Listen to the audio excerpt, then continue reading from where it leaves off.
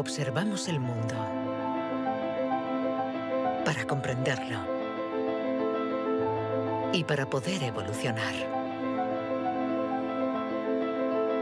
La inteligencia nos ha permitido forjar herramientas para comprender lo pequeño y lo infinitamente grande. Desde hace más de un siglo, psicólogos, biólogos, genetistas y neurocientíficos la diseccionan, la analizan y la miden. Hemos inventado los ordenadores y caminado sobre la Luna. Pero contrariamente a lo que podríamos creer, nuestra inteligencia individual no ha aumentado. Hoy en día, la ciencia explora las diferentes facetas de nuestra inteligencia. Pero, ¿saben en realidad los científicos qué es la inteligencia?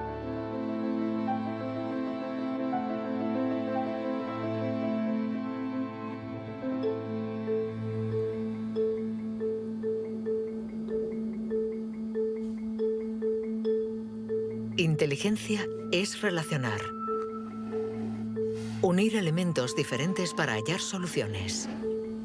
Para entenderla, hay que conseguir dividirla y aislar todos sus componentes. Los investigadores estudian sus diferentes facetas.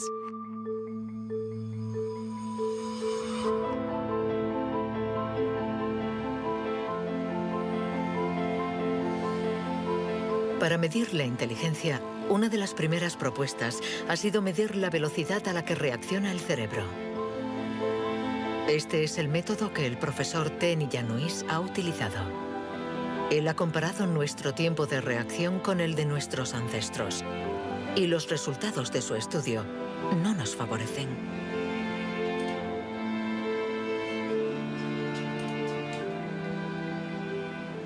Para medir el tiempo de reacción, mostramos a una persona una luz sobre una pantalla y ésta, pulsando un botón lo más rápido posible, debe decir si la luz aparece a la derecha o a la izquierda. No es un acto reflejo, sino una información simple que nuestro cerebro debe procesar. Estos estudios sobre el tiempo de reacción son muy antiguos. Muchos de ellos los llevó a cabo Francis Galton, primo de Charles Darwin, entre 1860 y 1880 en Gran Bretaña.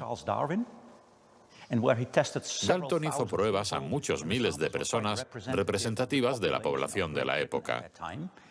La gente tenía entonces un tiempo de reacción muy rápido. Nosotros hemos buscado estudios comparables que hubieran sido hechos durante los últimos 120 años y hemos encontrado unos 15. Al compararlos, hemos podido comprobar que durante los últimos 150 años la gente se ha hecho cada vez más y más lenta. Para el profesor Ten Iannuis, inteligencia es velocidad. Y nuestro cerebro invierte como media 50 milisegundos más que el de nuestros bisabuelos a la hora de procesar una información simple. 50 milisegundos más puede sonar como un algo ridículamente breve. Pero si pensamos en las miles y miles de decisiones que debemos tomar cada día, y somos un poco más lentos en cada decisión, esto puede tener consecuencias muy, muy importantes.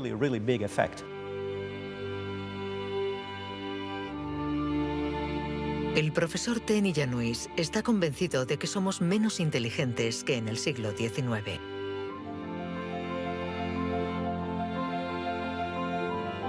Y la prueba está en la increíble capacidad de invención de este periodo, marcado por una explosión de las innovaciones, de la creatividad, de las ideas.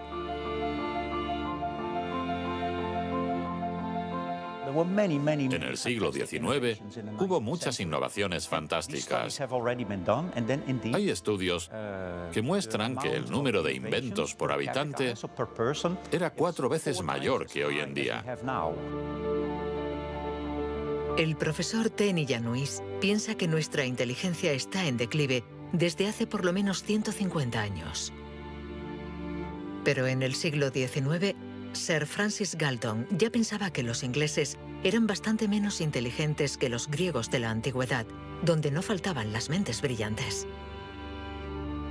Entonces, y los predecesores de los griegos, los hombres prehistóricos. Es extremadamente difícil medir su inteligencia. Sin embargo, en el Instituto Max Planck de Leipzig intentan responder a esta pregunta reconstruyendo el cerebro de nuestros antepasados de la prehistoria.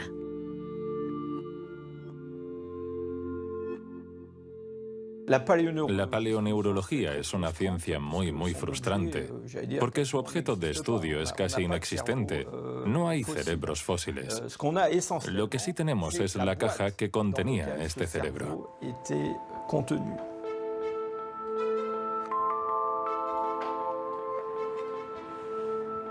Al comparar nuestro cerebro con el del hombre prehistórico, los científicos han encontrado diferencias no solo en la forma, sino también en el tamaño. Algunos de estos individuos tenían un cerebro más grande que el nuestro. Sabiendo que todo lo que somos, todo lo que pensamos, nuestros recuerdos, la personalidad, las emociones, el lenguaje, todo depende de este órgano, entonces, ¿es que la inteligencia está relacionada con el tamaño? Sería absurdo pensar que no hay relación entre el tamaño del cerebro y la complejidad de los comportamientos, es decir, la inteligencia. Esto lo vemos en el reino animal. Los animales llamados más inteligentes, en particular los cetáceos y algunos tipos de delfines, por ejemplo, tienen cerebros muy grandes, con un gran número de neuronas. Por lo tanto, encontramos en ellos algo que también encontramos en los grandes primates y en el hombre.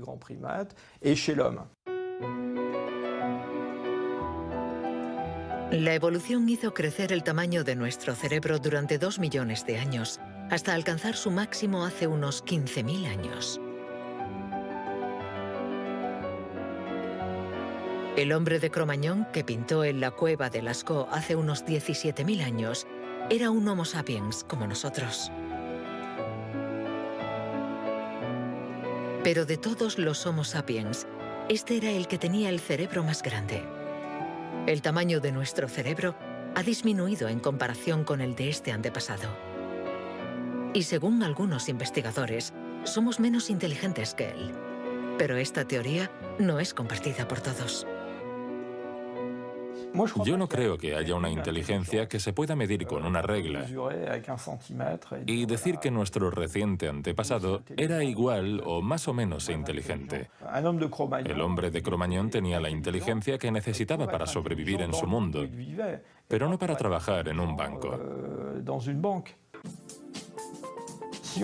Si viajásemos 25.000 años atrás en nuestra máquina del tiempo, para traer al presente al hombre de Cro-Magnon, sin duda se adaptaría al mundo en el que va a tener que vivir.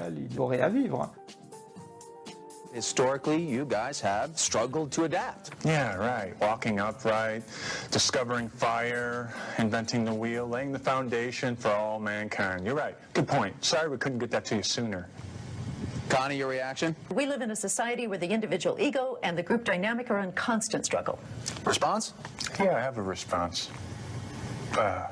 What? ¿Más inteligente? ¿Menos inteligente? Cuando intentamos medir la inteligencia, todo se complica. Y sin embargo, lo hacemos continuamente. En las universidades del mundo entero se enseña qué es la inteligencia. Y todos nosotros, sin ser especialistas, la medimos cada día. Todos medimos la inteligencia. Si es usted soltero y va a un bar y conoce a alguien, lo más importante después del físico es la inteligencia. Medimos la inteligencia de la gente siempre. Si hablamos sobre un concepto difícil o hacemos algo que desconocen, ¿cuánto tardan en entenderlo? Medir la inteligencia analizando las respuestas. Evaluando la pertinencia de las acciones. Comparando a los individuos. Un método que dio lugar a la única herramienta de la que disponemos para medir la inteligencia. El cociente intelectual, inventado por Alfred Binet a principios del siglo XX.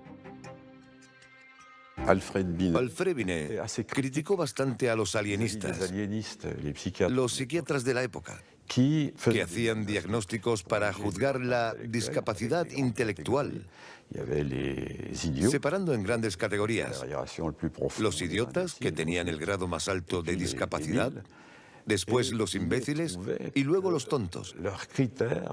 En opinión de Binet, sus juicios eran discutibles, muy difusos y diferentes de un psiquiatra a otro. Él pensaba que eran necesarios unos criterios objetivos y una única herramienta de evaluación basada en criterios científicos.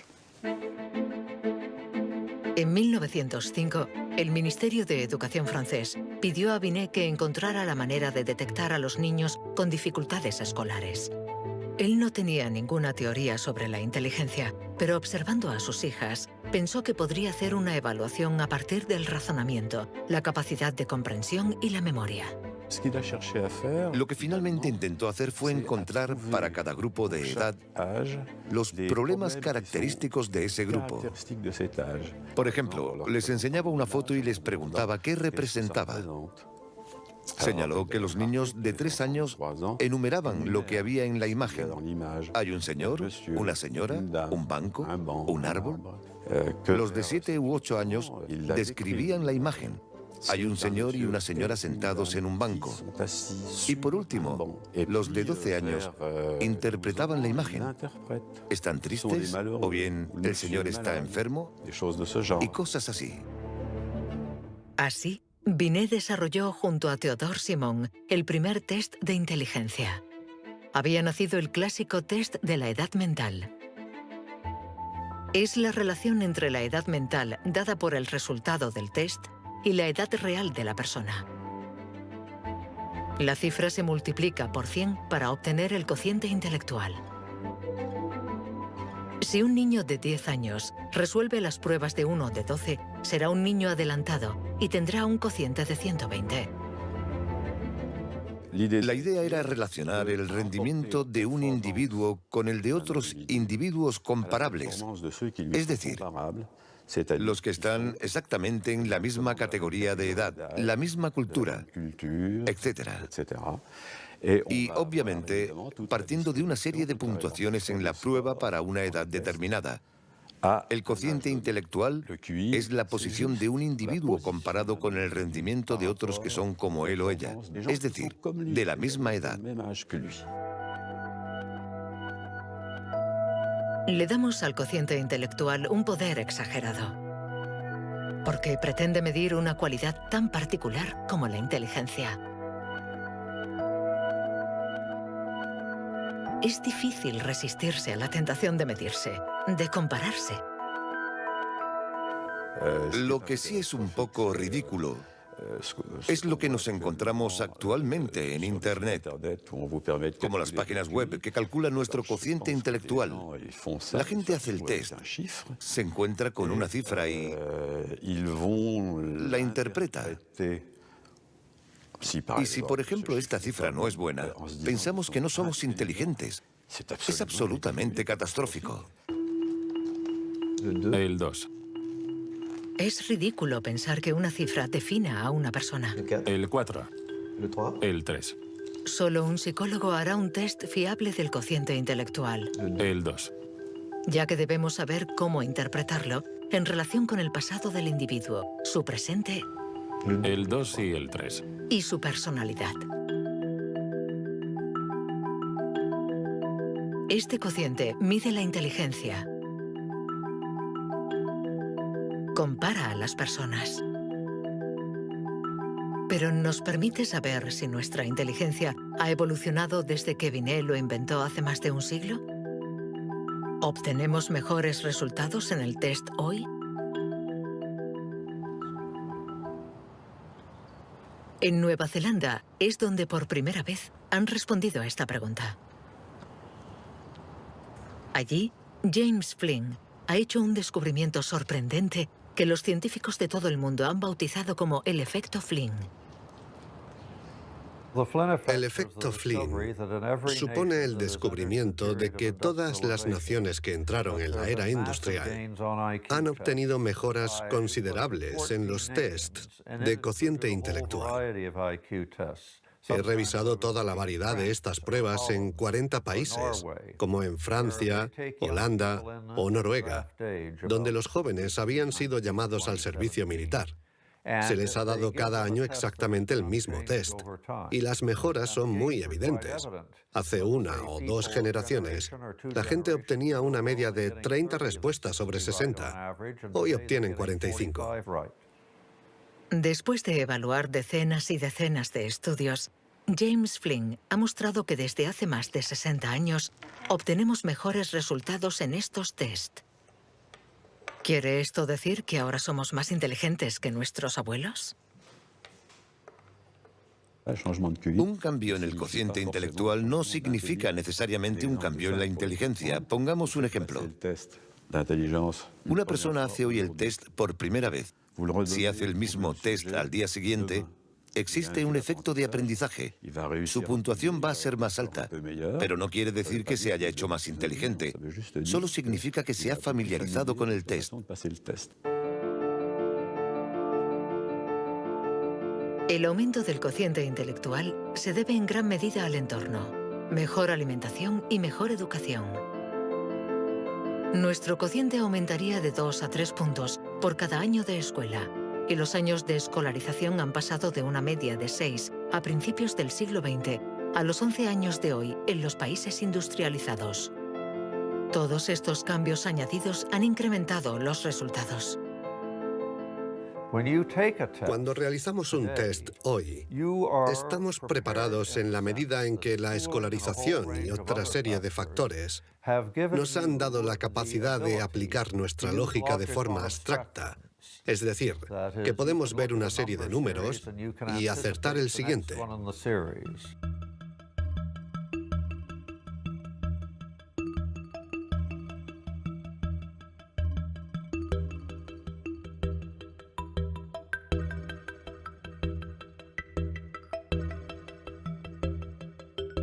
En cuanto a la inteligencia, no hay que fiarse de las apariencias. Tener mejores resultados en estos test no implica que seamos más inteligentes. Se trata solamente de que estamos mejor preparados para pasar el test. Nuestra inteligencia es como un músculo que entrenamos para obtener de él todo su potencial, y con el entrenamiento podemos alcanzar nuestros límites. Las cifras lo demuestran. Tras decenios de mejora, los resultados de los test han llegado al tope. Incluso están empeorando en países como Inglaterra, Dinamarca o Noruega. El aumento del cociente intelectual es un fenómeno que ha durado un siglo, pero todos los países terminarán por llegar al tope de este incremento. Sospecho que la educación formal ha abusado de la capacidad de manipular los conceptos abstractos y, a menos que se produzca una revolución de la pedagogía, los beneficios que ha producido la escuela van a tocar techo, ya que hoy en día casi todo el mundo está escolarizado.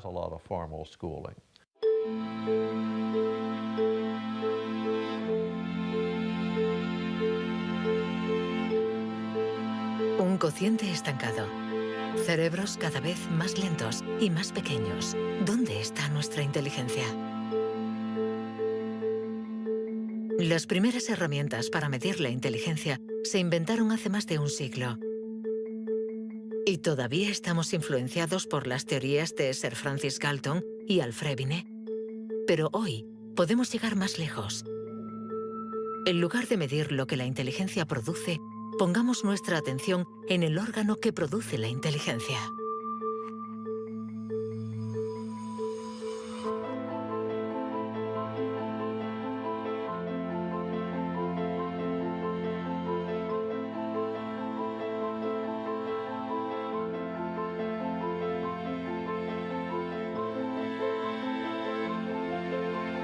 Richard Heyer es psicólogo y neurocientífico en la Universidad Irvine de California. Desde hace más de 30 años, intenta averiguar cómo es un cerebro inteligente. Gracias a los progresos de los instrumentos de observación, Heyer y su colega, el profesor Rex Jung, investigan en qué lugar del cerebro se aloja la inteligencia. Veamos el cerebro de Richard Hayer. Vemos un bonito cerebro. El doctor Hayer es una persona brillante e inteligente y vemos todas las regiones que sustentan su inteligencia.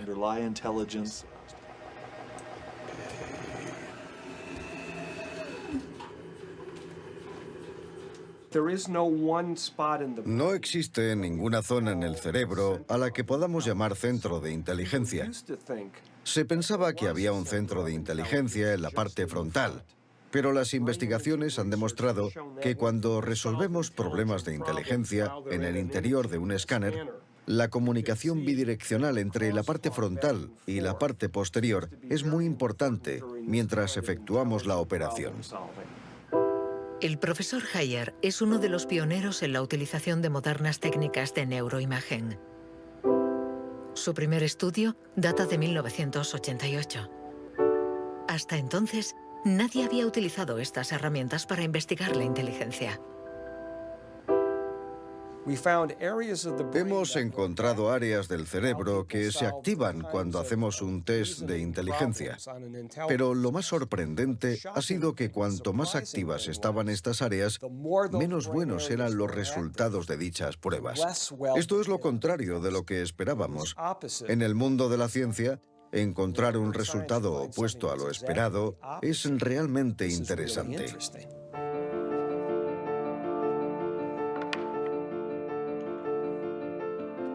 Un cerebro inteligente no es un cerebro que funciona más, sino todo lo contrario. Es un cerebro que funciona menos. Esto es lo que llamamos neuroeficacia. Ser inteligente consiste en resolver un problema con el mínimo esfuerzo.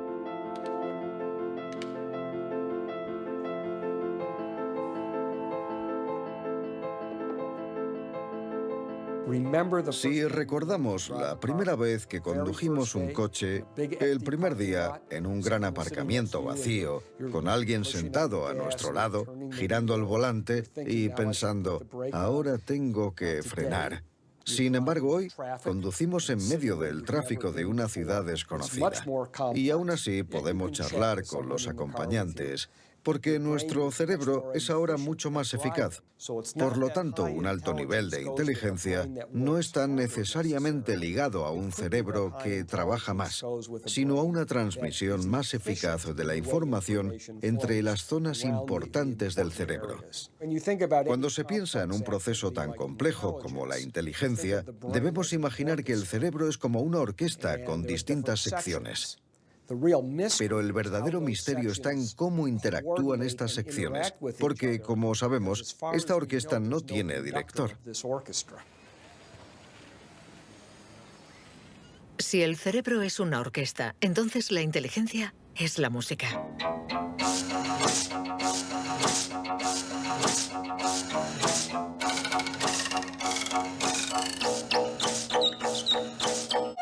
Cuando empezamos a interpretar la partitura, nunca sabemos cómo van a tocar juntos los músicos.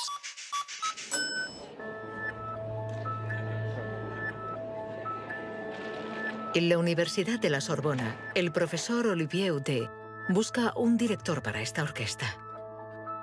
Para encontrarlo, mide la actividad eléctrica del cerebro mientras los niños resuelven problemas.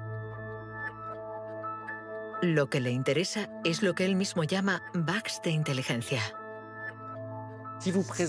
Mostramos a un niño una imagen con 1, 2, 3, 4, 5 babars separados y 5 babars juntos. Y le preguntamos si hay el mismo número de babars en la parte de arriba y en la de abajo.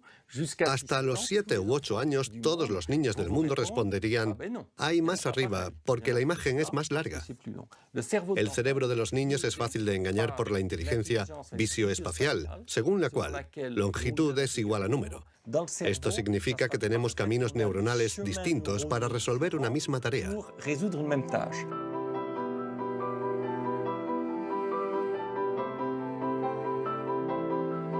Contar o medir. Hay muchas soluciones para un mismo problema, y nuestro cerebro está continuamente luchando para inhibir las estrategias negativas. Lo que queremos mostrar, y esta es la originalidad de nuestro laboratorio, es que la inhibición es sin duda el proceso clave y positivo de la inteligencia, porque nos permite resistirnos a nosotros mismos. Resistirnos a nosotros mismos es aprender a controlar las interferencias que perturban a nuestra inteligencia. El test de Stroop es uno de los métodos de observación de estas interferencias. Consiste en decir el color de una palabra sin leerla. Azul, amarillo, Rojo, amarillo, verde. ¿Rojo, verde? ¿Verde? ¿Rojo? verde, amarillo, Amarillo, rojo. amarillo, amarillo, rojo. ¿Amarillo? ¿Rojo? Amarillo, amarillo. Rojo, verde, ¿Rojo? ¿Amarillo? ¿Azul? ¿Verde?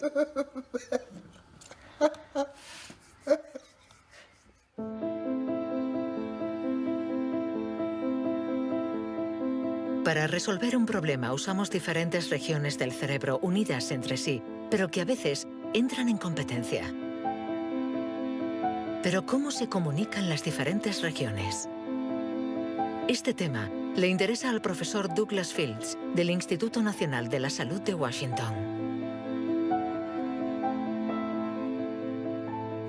El cerebro está hecho de dos clases de tejidos, materia blanca y materia gris. Todos hemos oído hablar de la materia gris, que es donde se encuentran las neuronas, en la superficie del cerebro. Pero debajo hay miles de conexiones, de cables, de axones que conectan las neuronas formando circuitos. Y es de color blanco porque estos axones están aislados por una membrana celular llamada mielina.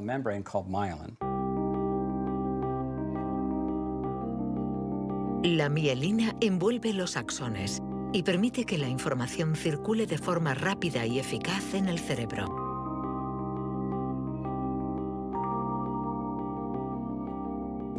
Cuando nace un niño, su cerebro no está maduro. Sus funciones son mínimas. Un bebé no puede hacer casi nada. No puede alimentarse, su visión es muy limitada, no puede andar ni sujetar su cabeza. Esto se debe a que nuestro cerebro está siendo permanentemente moldeado por el entorno. Y una de las cosas más interesantes respecto a la mielina es que se forma después de nacer. La mielina es esencial para que la información circule de forma eficaz por el cerebro. Es esencial para nuestra inteligencia. Pero en la actualidad, la formación de la mielina está alterada. Barbara Demnex, endocrinóloga del Museo de Historia Natural de París, estudia cómo nuestra inteligencia está amenazada por uno de los azotes del siglo XXI. La contaminación. En cualquier parte del mundo donde vivas, estarás expuesto a ciertas sustancias químicas que interfieren en el funcionamiento de la hormona tiroidea. Esta es la hormona producida por la glándula tiroides que está en la base del cuello. Es necesaria para el desarrollo del cerebro desde las primeras etapas del feto hasta una edad más avanzada como la mía, para asegurar el mantenimiento de las funciones mentales, incluida la mielinización. La Autoridad Europea de Seguridad Alimentaria ha analizado 297 pesticidas. Entre ellos, más de 100 afectan al funcionamiento de la hormona tiroidea, como el bisfenol A, el PCB y los productos ignífugos. Productos químicos con los que estamos en contacto a diario. El equipo de Barbara Demnex ha demostrado que estos productos bloquean los receptores específicos de la hormona tiroidea de cada una de las células cerebrales y los efectos son considerables. Hay una evidencia sólida. Los científicos hemos observado los niveles de exposición en las madres. Se han comparado diferentes niveles de exposición y hemos visto que los niveles más elevados estaban asociados a una pérdida de 5 a 6 puntos de cociente intelectual en sus hijos. Cierto es que la mayoría de nosotros no percibimos la diferencia, pero es evidente que 5 puntos menos de cociente intelectual pueden suponer una gran diferencia en cuanto al éxito escolar o al éxito en la vida. Y saberlo puede ser muy preocupante para los padres.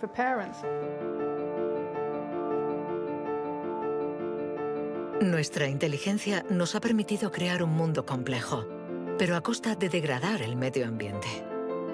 Y podríamos estar pagando el precio si esta degradación afecta a nuestro cerebro, actuando, por ejemplo, sobre la mielina. Pero si este fenómeno se confirma, ¿qué haremos? Durante más de un siglo, hemos pensado que los procesos mentales se debían solo a la actividad eléctrica de las neuronas. Pero hoy, los neurólogos han comenzado a explorar nuevos campos.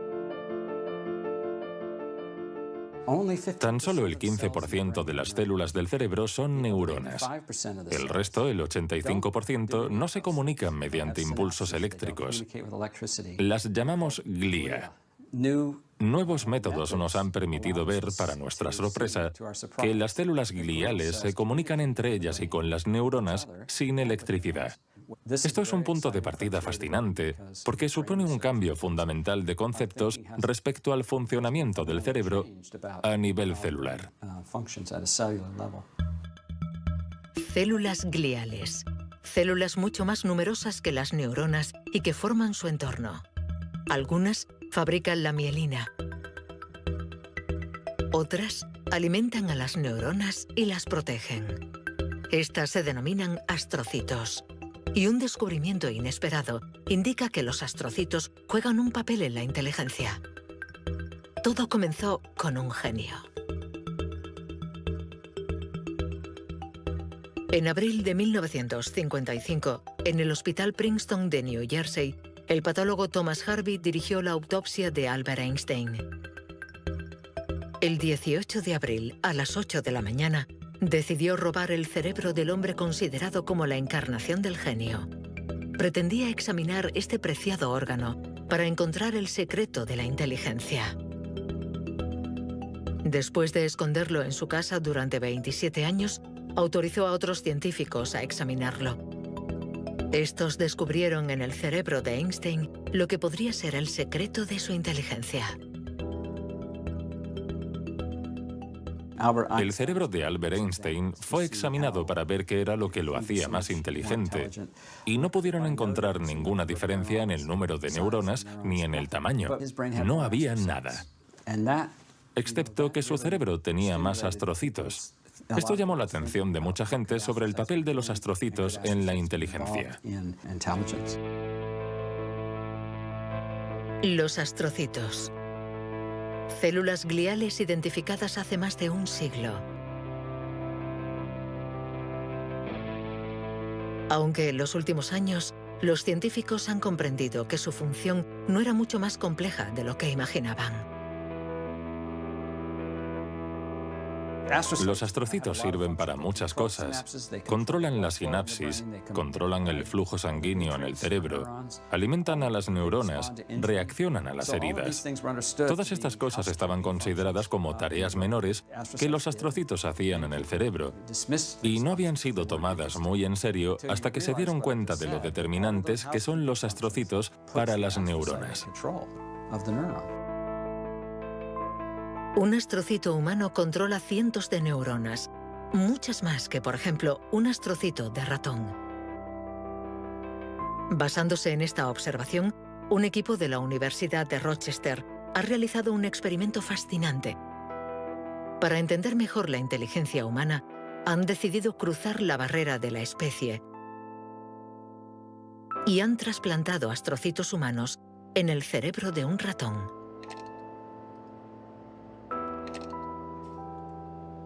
Hemos trasplantado astrocitos humanos en ratones y el trasplante invadió literalmente todo su cerebro. Cuando lo revisamos un mes después, pudimos ver que allí donde habíamos realizado el injerto, este ocupaba un lugar discreto.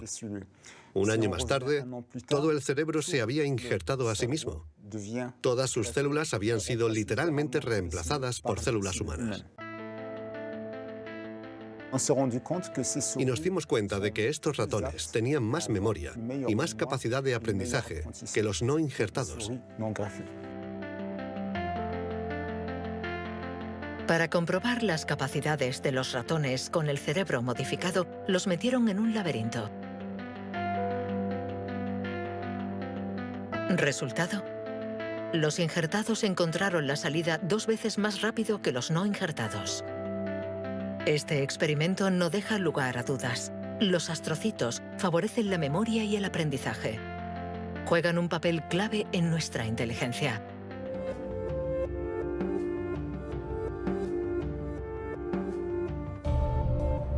La inteligencia se refleja en el funcionamiento del cerebro. Pero ¿cómo se explica la diferencia entre las inteligencias de nuestros colegas, amigos o padres?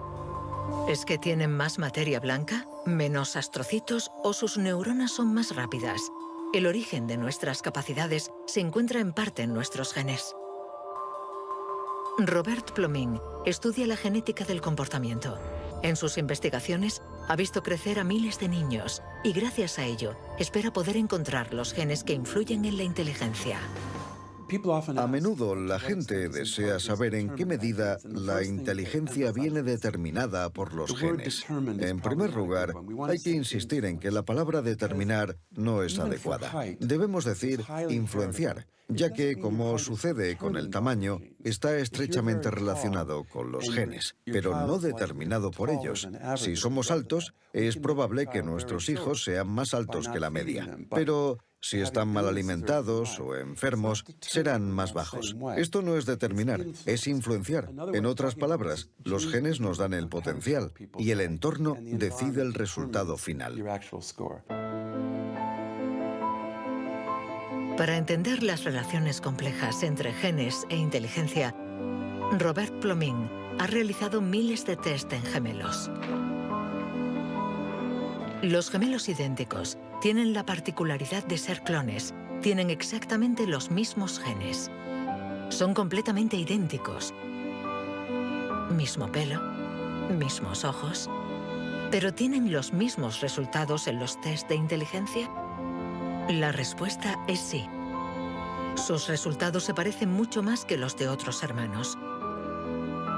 Esta es la prueba de que, sin ser completamente determinantes, los genes sí juegan un papel crucial.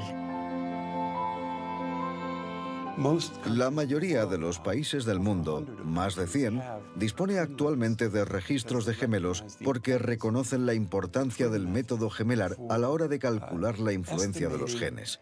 La siguiente etapa de nuestras investigaciones consiste en encontrar los genes responsables de la inteligencia.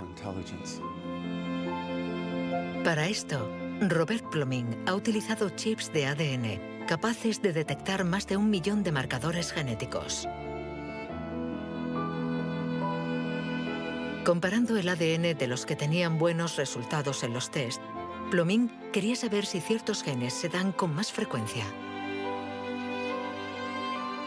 Pero la identificación precisa de estos genes es mucho más complicada de lo que esperaba.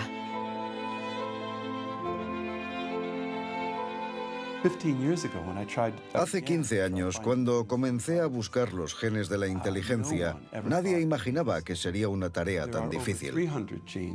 Pudimos identificar más de 300 genes que influyen sobre la inteligencia.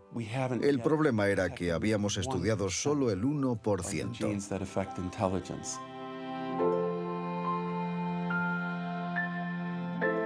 La inteligencia está influenciada por la interacción de muchos miles de genes que conforman una red increíblemente compleja. Además, producen efectos distintos en función de la región del cerebro donde actúen. Antes pensábamos que el cerebro funcionaba por áreas. Esta área controla el lenguaje, esta hace otra cosa. El cuerpo calloso comunica los hemisferios. Hoy nos hemos dado cuenta de que esto era ficción y que el cerebro actúa de forma más global. Desde un punto de vista genético, se ve más claro todavía, ya que la mayoría de los genes que actúan sobre el cerebro actúan sobre muchas regiones del cerebro. Paso a paso vamos entendiendo nuestra inteligencia. Los científicos afinan las herramientas para medirla, pero la cuestión es cómo las vamos a utilizar.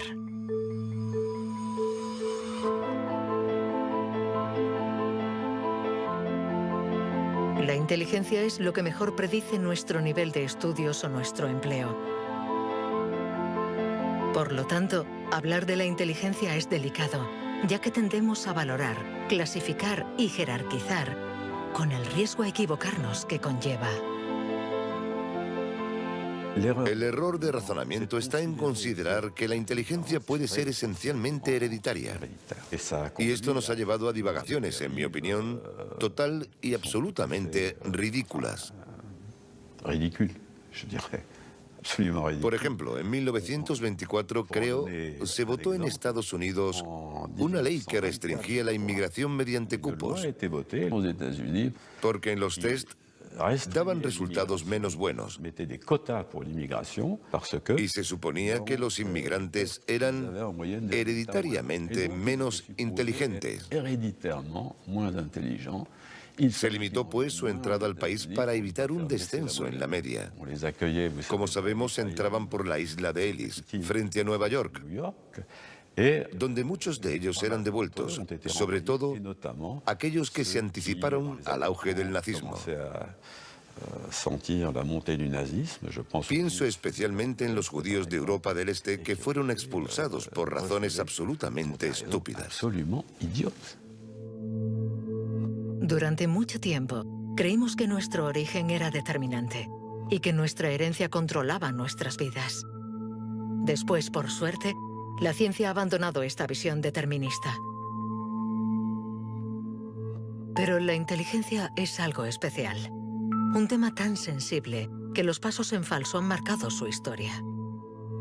William Shockley, físico visionario y premio Nobel por su descubrimiento del transistor, resultó menos brillante en sus estudios sobre la inteligencia. Dr. Shockley, if you could answer it yes or no, I would appreciate it. Do you believe that black people are inferior in intelligence because of their heredity? What I say is this. My research leads me, and it's a tragic conclusion, really, my research leads me inescapably to the opinion that the major cause of the American Negro's intellectual and social deficits is hereditary and racially genetic in origin, and thus not remediable to a major degree by practical improvements in environment. Then what do you see as the solution to the problem? I would propose that you would offer a bonus to everyone to be sterilized. The offer is based upon the best estimates, best scientific estimates that one can have of any genetically carried disabilities. 1974, prácticamente ayer. Una época nada lejana. Algunos utilizaban el cociente intelectual para justificar su racismo y excluir lo diferente. Joseph Skobanek sufre el síndrome de Asperger, una forma de autismo compatible con un cociente elevado. Graduado en ciencias políticas, doctor en filosofía y escritor, con 6 años no hablaba una palabra. Hoy habla 7 idiomas, entre ellos el hebreo, el árabe, el persa y el azerí. Yo formaba parte de esos niños cuyo destino era la basura. Durante mucho tiempo nos dijeron que las personas autistas eran deficientes intelectuales. Autismo llegó a ser casi sinónimo de discapacidad intelectual. Sin embargo, hoy sabemos que esto no es así. Toda sociedad humana necesita una jerarquía. Necesita gente que marque la diferencia. Y tendemos a para resumirlo todo bajo un criterio único. En Estados Unidos, la calidad humana y las jerarquías se definen por el cociente intelectual. En Francia puede ser cualquier concurso administrativo. En la China imperial eran los famosos exámenes del mandarín. Pero todo esto reposa sobre una idea central, y sin embargo errónea, la de que hay una única escala para medir la inteligencia de la humanidad. Y todo aquel que predica estas teorías se sitúa a sí mismo en lo más alto. La inteligencia como escala única de la humanidad. ¿Pero se puede definir lo humano desde una sola dimensión?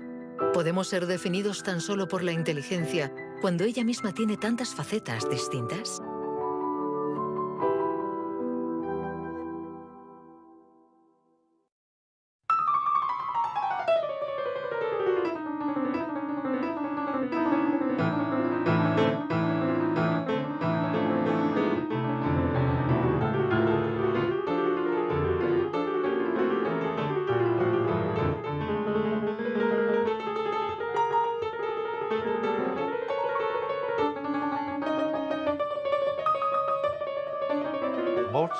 Nos han dicho siempre que Mozart podía tener en la mente una sinfonía entera.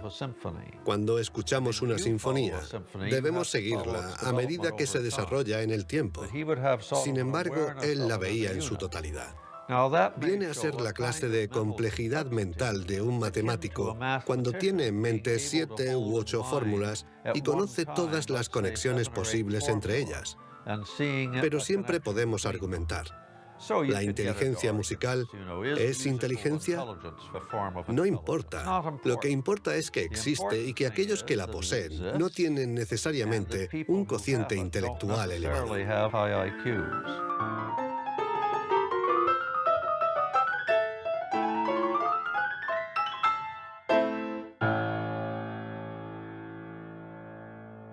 Siempre ha existido una reticencia a considerar que existen formas distintas de inteligencia y una cierta tendencia a querer determinar un cociente intelectual general. Una única escala de inteligencia donde podemos situarnos por encima o por debajo. Pero la realidad lo contradice. Existen numerosas formas de inteligencia y podemos tener un nivel muy alto en algunas de ellas y un bajo nivel en otras. Esta idea estaba en los primeros estudios sobre la inteligencia. Hoy, los científicos ya han aceptado que sea cual sea el método utilizado, no van a conseguir medir la inteligencia con una escala única.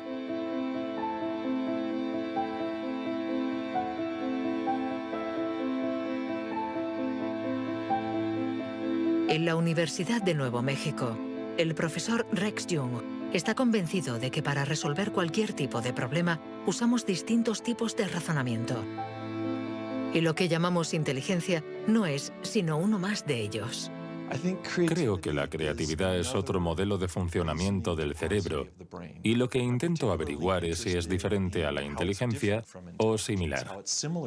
¿Estamos hablando de lo mismo o de algo distinto? Y he llegado a la conclusión de que la creatividad es un proceso de razonamiento básicamente diferente.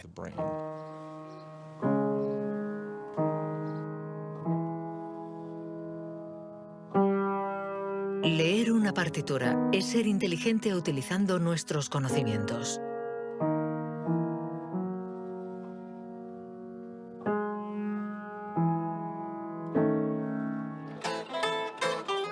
Improvisar es ser inteligente inventando y siendo creativo.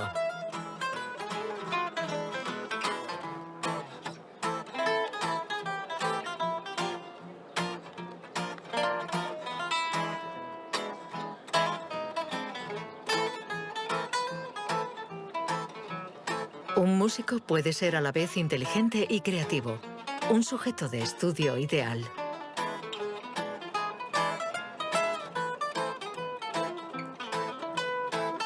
El profesor Jung ha estudiado numerosos cerebros para saber cómo pueden coexistir inteligencia y creatividad. Trabajo sobre la hipótesis de que son complementarias y que hay dos redes diferentes en el cerebro que cooperan para permitirnos razonar. Una es un tipo de razonamiento inteligente y la otra un tipo de razonamiento creativo. Y las dos son extremadamente importantes. Estamos muy cerca de comprender cómo funcionan. Nuestra teoría es que la red de la inteligencia se sitúa sobre todo en la superficie del cerebro. Con la creatividad las cosas son diferentes, porque depende principalmente de la llamada red de modo por defecto, situada en el interior del cerebro. Estas dos redes intercambian permanentemente información para que podamos resolver los problemas que nos plantea el mundo en que vivimos.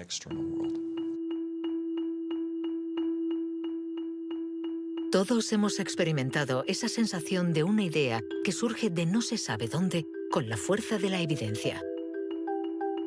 Lo que nos revelan los neurocientíficos es que la forma de razonamiento inventivo-creativo es una única forma de razonamiento. ¿Podemos ser inteligentes sin ser creativos? ¿O creativos sin ser inteligentes? ¿Esta cuestión tiene sentido? Para evolucionar de forma inteligente, ¿no necesitamos todos los recursos de nuestra mente?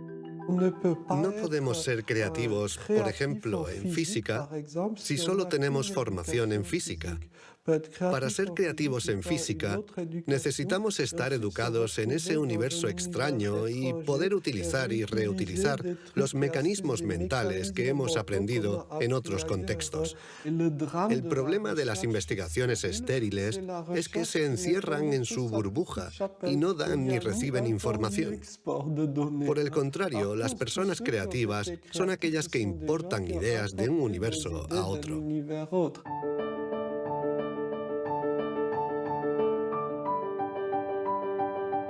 Los hilos se tejen. El cuadro se completa.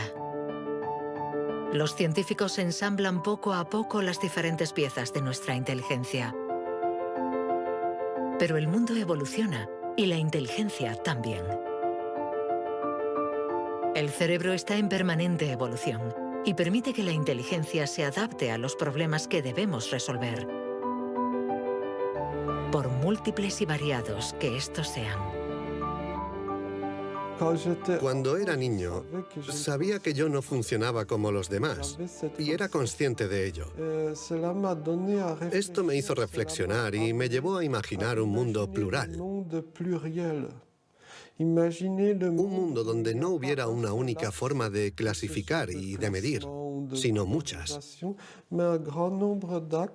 Lo que quiero decir es que la verdadera inteligencia humana no está en pensar de forma plural y saber tener en cuenta distintas formas de entender el mundo y no solo una.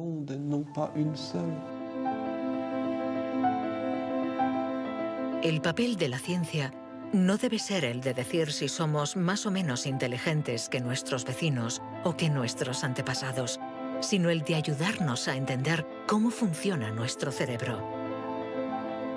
Así, sabremos cuidar nuestra inteligencia y también mejorarla para tejer hilos de unión entre nosotros y la diversidad que nos rodea.